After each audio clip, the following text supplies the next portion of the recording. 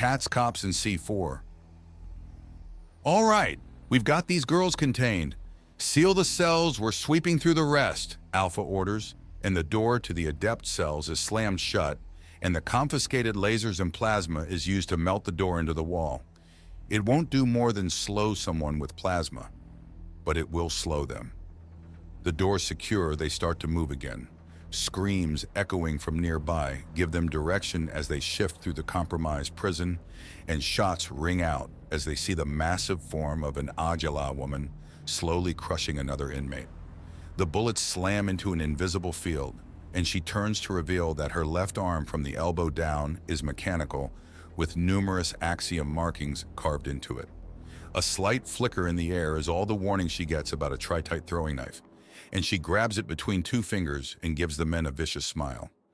Well, well, well, isn't this a lovely surprise? Helpless little men, all for... The flashbang grenade shuts her up, and the disrupting wave of axiom energy that hits and scrambles her shield immediately afterwards scares the hell out of her. For the entire quarter second, she remains conscious as the adepts of the team hit her like runaway freight trains, and she's out cold. By the time her victim can actually see something other than spots, her attacker is pinned up against the far wall, and her robotic arm is being shredded by the men. Miss, get back to your cell, now! Omega orders her, and she backs away before slinking into the destroyed prison cell. Good girl. Who are you people? She demands, and she can't see him smile, but smile he does. Undaunted. Now, stay in there unless someone's trying to hurt you, he says, and she nods. Boys, what do you think of our big friend there? Can we contain her? Not easily. She's too big for our cuffs, and will treat zip ties and duct tape more like paper even without axiom, an Adept says. All right, if one of you has something to force her into a coma, then use it. Otherwise, rip the bars off and tie her in place with those, and a disruption needle. Alpha orders, and one of the Adepts cups the face of the woman, and he takes a deep breath as the axiom twists around him visibly. There, we've got 10 hours. Even if she wakes up, she'll be paralyzed until the clocks run out. Good man, keep moving, Alpha orders before turning to the prisoner in the cell. If we find out you've slit her throat or something, there's going to be consequences. A prison can be miserable as hell, but it can always be worse. She shrinks back in fear, and more than a few people notice just how concerned she is. Another reason to have this place investigated from the foundations up. Doesn't matter if they get a call about it, this place is going to be gone over with the finest of fine-tooth combs. The next major block is a lot more crowded than just the last, and a small army of angry, pissed-off women in prison jumpsuits turn around from where they've hung the bodies of officers from the second level. There's a pause, one that extends. Nothing to say? One of the women asks after a bit. We're waiting for an excuse to shoot you all and move on, Omega says plainly. But if you want to disappoint us, you can all go back to your cells and force us to carry all these bullets home rather than lodging them in your heads. Oh, please, girls. Kill those stupid One of the women begins and trails off when a very large gun is leveled right at her, and she can almost feel the laser sight painting the bridge of her nose.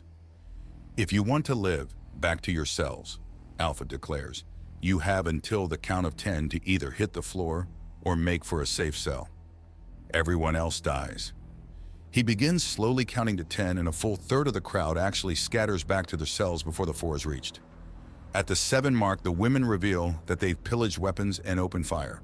Those ones are shot before they can take proper aim, and several of the girls drop to the ground in fear, even as the rest start to charge. They're halfway across the room as Alpha reaches 10. The furthest they make it is 3/4 of the way. Sorry, sir, I've been fighting one of the soldiers begins to say before letting out a sneeze. Sneeze, as you can see. So long as it's not getting too much in the way, Alpha remarks before looking towards Tay women that hit the ground. You girls have your second chance to your cells. Now. The girls move and the men step over the cooling bodies as they start moving through the cell block and make their way for the next one. They duck a massive cell door that's thrown at them via another Agula woman, this one with 2 completely robotic arms that charges. Instead of a force barrier, the bullets just bounce off before she catches a knife in her throat that she then proceeds to ignore. The group of men shift out of the way of her attack as Alpha slips through her swings and grabs his throwing knife by the ring and pulls it out, letting the blood flow out. It could be more efficient to throw it right into the head, but the skull is designed to take punishment and protect what's behind it. The neck is usually designed more for movements and therefore is less of an armored target. The woman flails a bit, but since she's not staunching major veins, she's down in moments. There is a dead silence as the many prisoners looking down from the walkways above stare. A gesture from Alpha's head, and they all start moving back to their cells. "You guys are too good at this. There's no fun to be had," someone complains. "So what? You want the next room to yourself or something?" Chunk asks sarcastically. "A wonderful idea. Chink, you're first," Alpha says. "How about fuck no? We've got a job to do. Better it be boring and done well than exciting and barely done." Chink replies and Alpha nods. "Good. I'm glad you children understand," Alpha says, giving him a pat on the shoulder. Chink checks the shoulder and finds a chevron in place that has the word working down one side and brain down the other.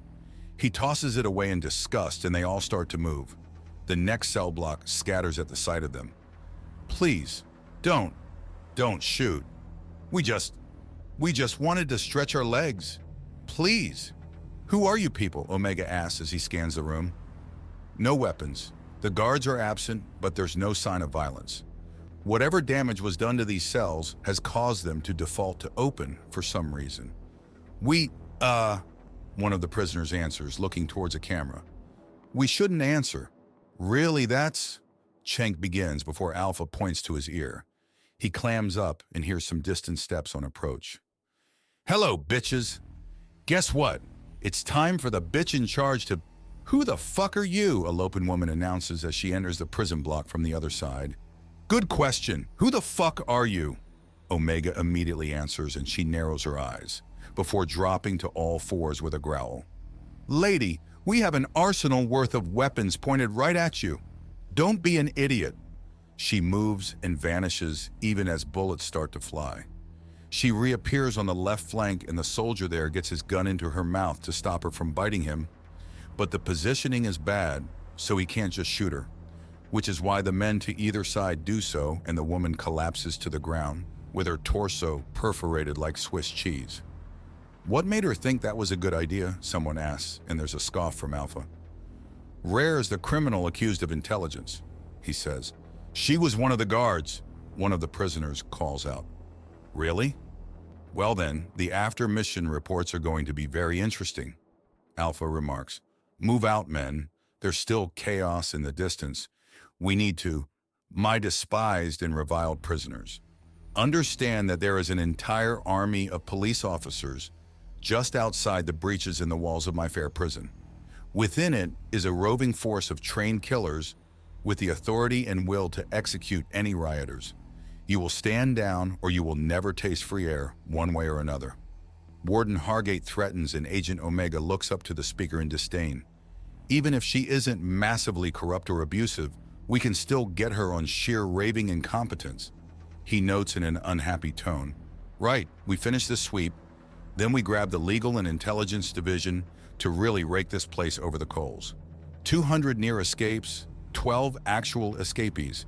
We need to put out an alert on these women," Linda says, and a hand falls on her shoulder. The Tret woman, Warden Hargate, makes her feel dirty to be near. "Is there something wrong? We need to keep this on the low end of things," Warden Hargate states. "I beg your pardon? We cannot let the public know about what has happened here. There will be a panic otherwise.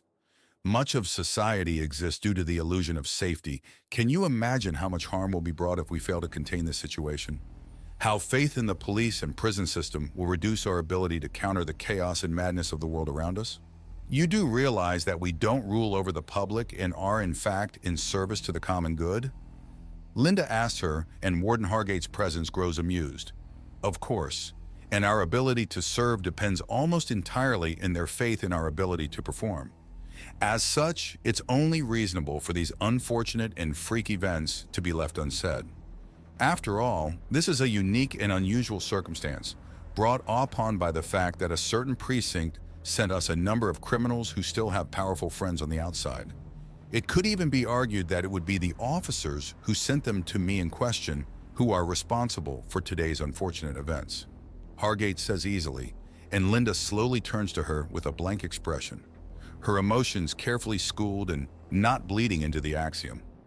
I see, she says, not stating that she has her communicator on and recording, a habit that Chink had encouraged her to pick up and will now be immensely valuable. I'm glad you do. If the average woman realized just how actually dangerous life on Centris would be, we would lose far more than just our budgets. Hargate states, and Linda pointedly refuses to stop the woman from digging her own grave by stepping away or trying to brush off her hand. Hey, Linda, Chink calls over the communicator. Yes, what's going on? We seem to have done a full sweep, unless there's a hidden wing, Chink asks, and Linda looks to Warden Hargate, who shakes her head. Not according to the Warden. Why do you think there is? We were told about a doctor on the premises and we haven't found her. A purple and blue cobe by the name of Dr. Melanie Hart. She always has her extended lunch break a full 3 spires distance from the prison. The woman is a professional, but she's convinced there's an absolute stench to the place that turns her off her appetite on clown. Warden Hargate says. So you can confirm she left the premises before this mess started? Chink asks. I can. All right then, we have a clean sweep, although we will be requiring some undaunted staff members to remain on hand during the cleanup. We've had to use some undaunted technology that we would like to recover in order to restrain the more axiomatically adept prisoners. I see. Thank you for the warning. What is the casualty ratio? High for the prisoners. Many of them refused to stand down and paid the final price for it, but not all were unreasonable. It's going to be quite in this slammer for a while, but not quite a ghost town. The Adepts are still alive.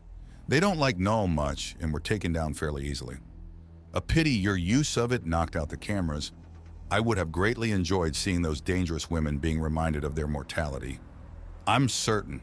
Now, if there's no hidden area where our missing doctor is in, then you should send the officers in here to properly rearrest the prisoners and get them moving to a temporary holding facility while this one is getting repaired. Of course, Warden Hargate says with a smile that Linda finds distinctly creepy. Linda deactivates the screen of the communicator, making it look like she turned it off when she only stopped the call. It's still recording. Tell me, are all the humans this delightfully dangerous? Delightfully? Linda asks. Of course, I imagine that none of those women would have left their cells if these killers were on the wall. I'm fairly certain they're soldiers and not assassins, which is even better. Warden Hargate nearly purrs.